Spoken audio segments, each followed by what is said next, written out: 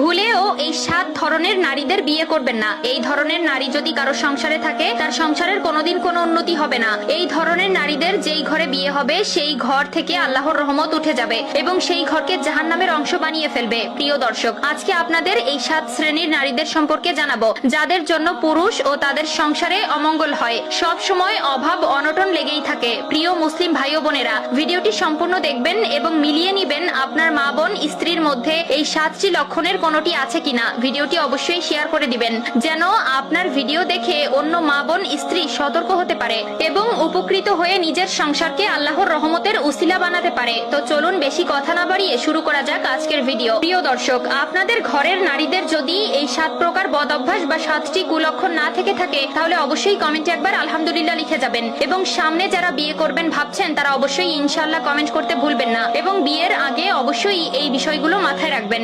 1 নম্বরে যে নারীদের কথা বলা হয়েছে তারা হলো যারা পুরুষের থেকে নিজে চালাক ও বেশি বড় মনে করে। একটা সংসারে গুরুত্বপূর্ণ খুঁটি হচ্ছে স্বামী। স্বামীকে গুরুত্ব না দিয়ে যে স্ত্রী নিজের মতো চলতে চায় তার দ্বারা কখনোই একটি ভালো সংসার আশা করা যায় না। 2 নম্বরে যে স্ত্রী ফরজ গোসলের ক্ষেত্রে অলসতা করে। অনেকেই আছেন যারা একটু পরে গোসল করব, একটু পরে পবিত্র হব বলে অলসতা করে। তাদের মন ও দেহ শয়তানের দখলে চলে যায় আর সেই সকল নারীদের দ্বারা কখনোই সুন্দর একটি সংসার আশা করা যায় না। এই ধরনের অভ্যাস থাকলে খুব দ্রুত ত্যাগ করতে হবে। 3 নম্বরে যে নারী দান সদকা করা থেকে বিরত থাকে ও ইচ্ছাকৃতভাবে নামাজ দেরি করে আদায় করে। প্রিয় দর্শক, নামাজ আমাদের জন্য ফরজ, শুধু মেয়েদের জন্য না, ছেলেদের ক্ষেত্রেও আজান শোনার সাথে সাথে মসজিদের দিকে রওনা দিতে হবে। ইচ্ছাকৃতভাবে দেরি করে নামাজ আদায় করা উচিত নয়। 4 নম্বরে যে নারীরা ফজরের সালাত কাজা করে। একটা স্ত্রীর দায়িত্ব হলো সকাল সকাল ঘুম থেকে উঠে ফজরের সালাত আদায় করে সংসারের কাজ শুরু করা। কিন্তু স্ত্রী যদি ফজরের নামাজ কাজা করে তার দ্বারা কখনো সংসারে উন্নতি লাভ হয় না। 5 নম্বরে যে সকল